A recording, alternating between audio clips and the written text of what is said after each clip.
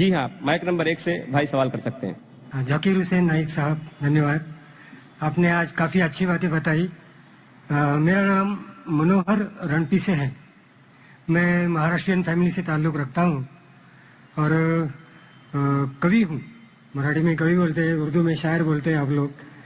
اور مراٹھی میں غزلیں لکھتا ہوں.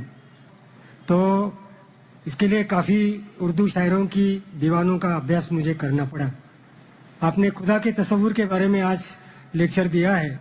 الگ الگ مذہب میں خدا کا تصور کیا ہوتا ہے. تو آپ کے مسلم کمیونٹی میں کافی شاعر ہے جن کا رتبہ بہت بڑا ہے.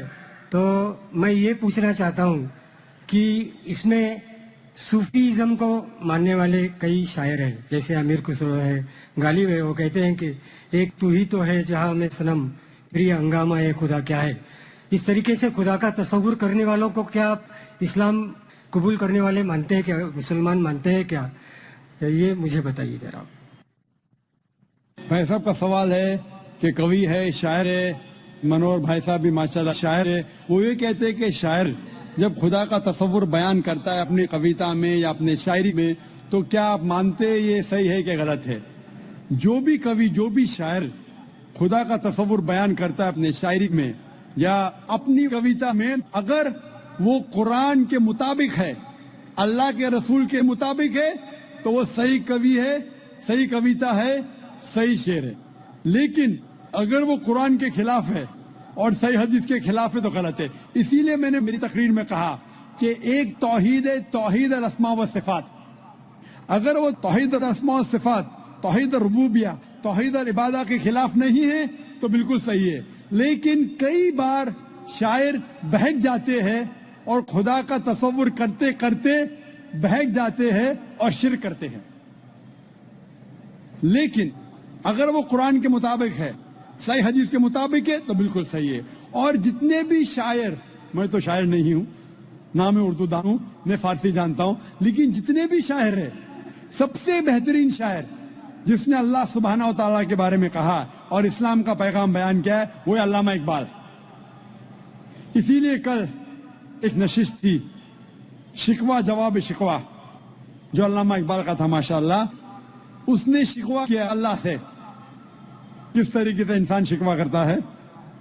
کافی لوگ نے فتویٰ لگایا کہ وہ کافر ہے. بعد میں ان نے جواب دیا، شکوہ کا جواب دیا. جواب اتنا بہترین تھا ماشاءاللہ کہ اللہ نے ان کے کلام میں تاثیر دی ماشاءاللہ. لیکن جو بھی کوی، جو بھی شاعر کوئی بھی شاعری کرتا ہے، کویتا لکھتا ہے، قرآن اور صحیح حدیث کے مطابق ہے، وہ صحیح ہے. اگر اس کے خلاف ہے، چاہے کوئی بھی مذہب کا ہو، تو وہ غلط ہے. Hope the answer the question. Mic number 2 میں اگر کوئی نان مسلم بھائی ہو تو سوال کر سکتے ہیں. Yeah, I believe finally I got the time to ask the question. Okay, this is related to the topic you taught today, that is Islamic concept of God, or means you concluded with that. My question is, you used Surah chapter 112 and you said that it is the acid test for any religion or any concept which has to go through it. Now, in this Surah chapter 112, in verse 1, it says, Qul huwallahu ahad. Now, as I was doing research on this word ahad, it doesn't mean only one. It means one of. Because the same word was used in different verses in the Quran to say one of, not only one. For example, in Surah chapter 2 verse 136, it says any one of ahadin.